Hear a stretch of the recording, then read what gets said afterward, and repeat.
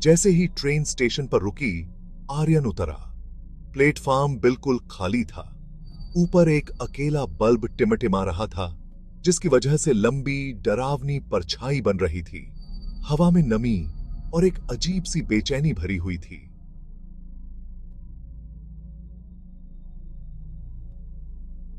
आर्यन की रीढ़ की हड्डी में एक सिहरन दौड़ गई। उसने अपना बैग कस के पकड़ा और प्लेटफॉर्म पर नजर दौड़ाई। स्टेशन भयानक रूप से शांत था। कोई कुल्ली उसकी मदद करने नहीं आया। कोई विक्रेता सामान बेचने के लिए आवाज नहीं लगा रहा था। आर्यन के अलावा वहां कोई नहीं था, सिवाय हवा के हल्के शोर के। उसने अपनी घड़ी देखी। आधी रात बीत चुकी थी। मंद रोशनी में मुश्किल से दिखाई देने वाले एक बोर्ड पर लिखा था, भूतपुर। आर्यन के मन में बेचैनी की लहर दौड़ गई। उसने कहानियां सुनी थीं, एक भूतिया हवेली और एक भूली हुई त्रासदी की फुसफुसाहट। यही वजह थी कि वह यहां आया था। हवेली तक जाने वाला रास्ता एक संकरा, टेढ़ा मेढ़ा रास्ता था। यह एक अप्राकृतिक अंधेरे में डूबा हुआ था। दोनों तरफ पेड़ ऊंचे खड़े थे। उनकी शाखाएं टेढ़ी मेढ़ी और उंगलियों की तरह बाहर निकली हुई थीं, मानो उसे पकड़ने के लिए। पत्तों की हर सरसराहट उसके अंदर डर की एक नई लहर दौड़ा देती थी। आर्यन ने अपनी गति तेज कर दी। उसका दिल तेजी से धड़क रहा था। वह महसूस कर सकता था कि कोई उसे घूर रहा है, उसकी हर हरकत पर नजर रखे हुए है। सन्नाटा सिर्फ उसके अपने कदमों की आवाज और उसके दिल की धड़कन से टूट रहा था। उसे डर के आगे घुटने टेकने से पहले हवेली तक पहुंचना था। उसे एक कहानी का पता लगाना था, एक वादा निभाना था, एक युवती का गायब होना। डर में डूबा एक शहर। आर्यन चाहे कुछ भी हो जाए, सच्चाई का पता लगाने के लिए दृढ़ था। ब्लैकवुड मैनर के पुराने लोहे के दरवाजे कराहते हुए खुल गए। आर्यन अंदर दाखिल हुआ। उसकी टॉर्च की रोशनी अंधेरे को चीरती हुई। हवा में धूल के कण तैर रहे थे, जो रोशनी में चमक रहे थे। सड़न की गंध बहुत तेज थी। वह सावधानी से हवेली में घूम रहा था। हर कमरा पिछले वाले से ज्यादा भयानक था। हर कोने में मकड़ियों के जाले लगे हुए थे। दीवारों पर लगे चित्रों में से गुस्सैल चेहरे वाले अजनबी उसे घूर रहे थे। वह अपनी ही सांसों की आवाज खाली हॉल में गूंजती हुई सुन सकता था। तभी उसने सुना एक हल्की फुसफुसाहट, मुश्किल से सुनाई देने वाली। ऐसा लग रहा था जैसे यह दीवारों से ही आ रही हो। उसकी रीढ़ की हड्डी में एक ठंडी सिहरन दौड़ गई। वह इस घर में अकेला नहीं था। अटारी के एक धूल भरे कमरे में आर्यन को एक पुरानी चमड़े की जिल्द वाली डायरी मिली।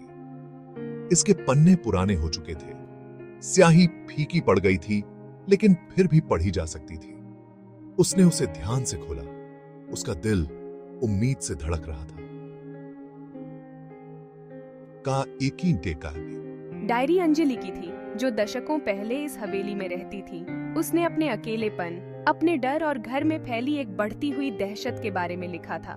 पन्नों से एक फीकी तस्वीर फिसल गई। इसमें एक खूबसूरत युवती थी, जिसकी आंखें बहुत ही डरावनी थीं। अंजलि। आर्यन ने फोटो को देखा। उसके मन में उदासी छा गई। उसे जानना था कि उसके साथ क्या हुआ था। भाग 5, तूफान की रात। आर्यन पढ़ता रहा। हर पन्ने के साथ उसका दिल भारी होता जा रहा था। अंजलि की लिखावट में एक भयानक तूफान का जिक्र था, जिसने एक रात भूतपुर में कहर बरपाया था। हवेली हवा के गुस्से से कांप उठी थी और टिमटिमाती मोमबत्ती की रोशनी में अजीबोगरीब परछाई नाच रही थी। उसने एक सायेदार फिगूरा के बारे में लिखा था, जो लंबा और खतरनाक था, जो उसके कमरे में दिखाई दिया था। उसके शब्द दहशत से भरे हुए थे, जिसमें एक ठंडे हाथ का वर्णन था, जो उसकी चीखों को दबाने के लिए आगे बढ़ा था। फिर सन्नाटा। डायरी अचानक खत्म हो गई। आर्यन की रीढ़ की हड्डी में एक सिहरन दौड़ गई, क्योंकि उसे सच्चाई का एहसास हुआ। अंजलि उस रात गायब हो गई थी, तूफान और ब्लैकवुड मैनर के रहस्यों में समा गई थी। भाग 6 अंजलि से एक वादा। आर्यन ने डायरी बंद कर दी। उसके दिमाग में बहुत से विचार आ रहे थे। अंजलि की कहानी, उसका डर, उसका गायब होना, यह सब इतना असली लग रहा था। वह ऐसे ही चले नहीं जा सकता था। उसे पता लगाना था कि उसके साथ क्या हुआ था। उसकी कहानी को दुनिया के सामने लाना था। उसने चुपचाप अंजलि से वादा किया, वह सच का पता लगाएगा। वह उसकी कहानी दुनिया को बताएगा। वह उसे भुला नहीं पाएगा। वह जानता था कि उसे शहर वासियों को मनाना होगा। उन्हें यह जानने की जरूरत है कि अंजलि असली थी, न कि सिर्फ एक भूतों की कहानी। उसे उस चुप्पी को तोड़ना था जिसने अंजलि की यादों को हवेली की दीवारों के भीतर कैद करके रखा था। माटी। भाग 7। शहर की सभा। शहरवासी शहर के चौराहे पर जमा हुए। वे सावधान, झिझकते हुए थे। उनके चेहरे पर वर्षों के डर और संदेह के निशान थे। अंजलि का जीवन, उसका डर, उसका गायब होना, सब कुछ इस डायरी में है। वह भी हम में से एक थी, सपनों और उम्मीदों से भरी हुई। आर्यन उनके सामने खड़ा था।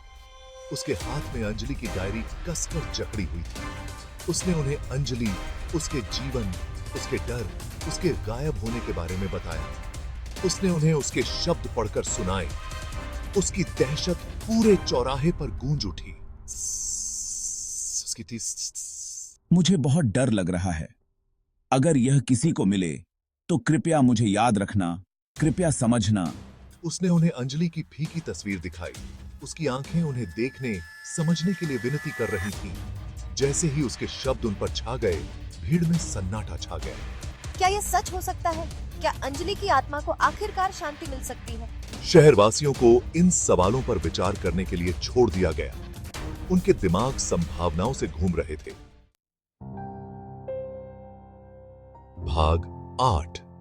परछाई दूर होती है। जैसे ही आर्यन बोला, एक अजीब सी घटना घटी। हवा, जो कभी डर और दहशत से भरी हुई थी, हल्की होने लगी। जो परछाई इतने लंबे समय से शहर से चिपकी हुई थीं, वे दूर होने लगीं। अब ब्लैकवुड मैनर को देखो। यह सिर्फ एक भूतिया घर नहीं है, यह दुहक की जगह है जहां एक युवती का जीवन दुखद रूप से छोटा कर दिया गया था। शहरवासी, उनके चेहरे अब उदासी और समझ के मिश्रण से भरे हुए थे। ब्लैकवुड मैनर की ओर देख रहे थे। पहली बार उन्होंने एक भूतिया घर नहीं, बल्कि दुहक की जगह, एक ऐसी जगह देखी जहां एक युवती का जीवन दुखद रूप से छोटा कर दिया गया था। अथे, हम बहुत दिनों से डर में जी रहे हैं। अब सच्चाई का सामना करने का समय आ गया है।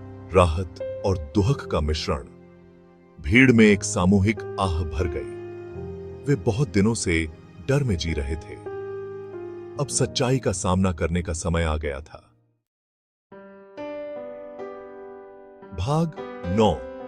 अंजलि की कहानी आखिरकार बताई गई। आर्यन ने बोलना समाप्त किया। उसकी आवाज भावुकता से भरी हुई थी। उसने डायरी को एक अस्थायी स्टैंड पर रख दिया, जिससे अंजलि के शब्द खुद बोल सकें। उसकी कहानी यहां सबके देखने के लिए है। उसका डर, उसका अकेलापन, उसकी उम्मीद। शहरवासी एक एक करके उसकी कहानी पढ़ने के लिए आगे आए। उन्होंने उसका डर, उसका अकेलापन, उसकी उम्मीद देखी। उन्होंने उसकी मानवता देखी। वह हम में से एक थी, एक असली इंसान। वह शांति की हकदार है।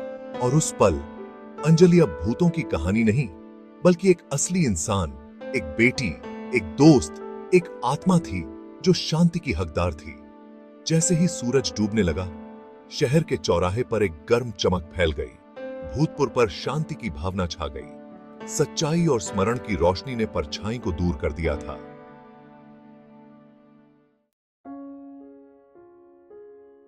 भाग 10। एक रिपोर्टर का कर्तव्य। आर्यन ने देखा कि शहरवासी चले गए। उनके चेहरे उदासी और आशा के मिश्रण से सराबोर थे।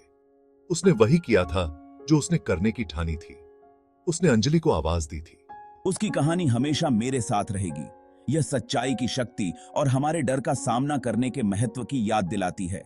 वह उसकी कहानी को अंधेरे से बाहर और रोशनी में लाया था। वह जानता था कि उसकी कहानी उसके साथ रहेगी, सच्चाई की शक्ति और अपने डर का सामना करने के महत्व की याद दिलाती रहेगी।